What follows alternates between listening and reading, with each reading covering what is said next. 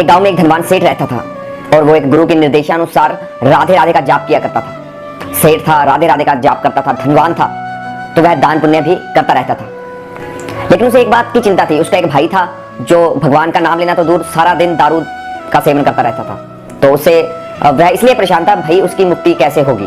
तो इसी चर्चा को लेकर वह एक दिन अपने गुरु के पास पहुंचा और उन्होंने कहा, गुरु जी, मेरा भाई सारा दिन दारू पीता रहता है और कभी भी भगवान का नाम नहीं लेता है, तो बताइए महाराज, उसकी मुक्ति कैसे होगी। तो इस बात पर उसके गुरु ने जवाब दिया कि तुम केवल और केवल एक बार उसके मुंह से राधे शब्द का उच्चारण करवा दो। तो सेठ ने कहा, चलो ठीक है। वह घर गया, उसका भाई दारू पी रहा था। उसको बोला, भाई तू एक बार राधे बोल दे। वो कहता, मैं नहीं बोलूंगा, एक बार तो क्या आधी बार भी नहीं बोलूंगा।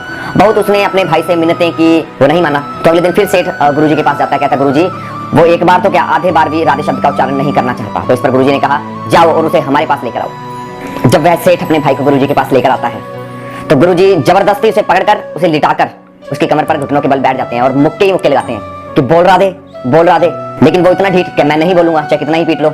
बहुत उसकी पिटाई होती है, बहुत पिटाई होती है। आखिरकार वो थक हार कर मन में सोचता है, यार एक बार राधे बोलने में क्या जाता है, कम से कम मैं तो बच जाऊंगा, यहाँ गुरुजी से छुटकारा मिल जाएगा, पिटाई से तो छुटकारा मिल जाएगा। फिर वो एक बार बोल देता राधे, तो गुरुजी से छोड़ देते हैं कि जाओ, तुम्हारा काम हो गया। अब कुछ समय बाद उसकी मृत्यु हो जाती है। तो धर्मराज और चित्रगुप्त उसका लेखा ले रहे होते हैं, गुस्से से क्रोधित, भाई इस व्यक्ति ने तो जीवन में एक भी धर्म का काम नहीं किया, सारी उम्र मदिरा का सेवन किया, जाओ इसको घोर नरकों में भेज दो और युगों युगों तक वह नरकों में ही सड़ेगा। अब यमदूत उस व्यक्ति की आत्मा को नरकों की तरफ लेके जा रहे होते हैं। तो इतने में चित्रगुप्त कहता है, ठहरिए महाराज, इसने जीवन में एक बार राधे का स्मरण किया था। तो यमराज भी कहते हैं, ठहरो, रोको इस आत्मा को। तो उनके दिमाग में ये हो जाता है, भाई इसने एक बार राधे जीवन में बोला हुआ है, तो इसको क्या फल देना चाहिए। तो उनके पास कोई फल निर्धारित होता नहीं इस बात का। तो यमराज कहता है, चलो इसे देवों के राजा इंद्र के पास लेके जाते हैं। तो उस आत्मा को इंद्र के पास ले जाते हैं और इंद्र को सारा मामला बताते हैं कि इस व्यक्ति ने जीवन भर पाप किया है, लेकिन एक बार राधे का स्मरण किया है, तो इसको क्या फल देना चाहिए। इंद्र कहता है, भाई इस बात का तो मैं कुछ कह नहीं सकता, तो आप ऐसे करो, इसको देवों का देव महादेव के पास ले चलो। तो ऐसे करते हैं, इंद्र भी साथ हो जाता है।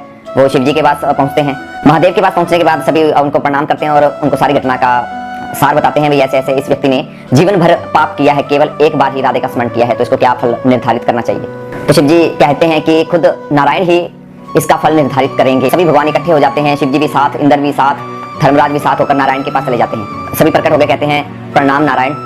नारायण आंखें खोलते हैं और वो सारा मामला नारायण को बताते हैं, भाई ऐसे ऐसे इसने जीवन भर पाप किया है और जीवन में एक बार राधे का स्मरण किया है।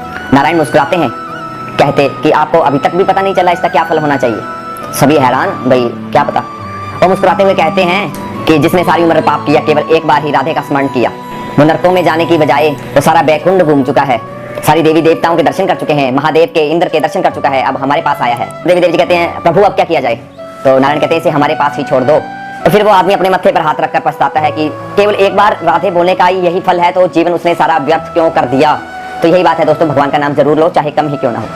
अगर ज्यादा लो तो उसके कहने क्या।